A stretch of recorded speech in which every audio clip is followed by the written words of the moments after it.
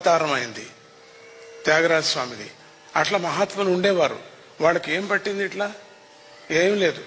ఎక్కడంటే అక్కడ వాళ్ళు సృష్టి చేసుకుని తినగలరు కూడా. మరి నార్మల్గా జీవితం మీతో ఉండాలనే ఆశతో సొంతంగా ఇష్టపడి వచ్చినటువంటి వాళ్ళు, మేమంతా ఇష్టపడి వచ్చిన వాళ్ళు, మేముగా చేసుకున్న ట్రబుల్స్ మేమే చేసుకుంటాం. మీతో పాటు అనుభవించాలని ఆశ నాకు.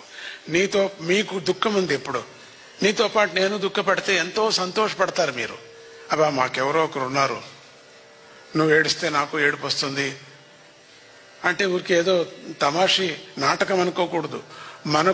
మనని గురించి ఏడ్చే వాళ్ళు ఉన్నారు కదా అనుకోవచ్చు మీరు. అటువంటి స్నేహం దండిగా వస్తుంది. అది అప్పుడు మనం యోచన చేసుకోవచ్చు. మన యొక్క జీవితంలో మనకు కావాలి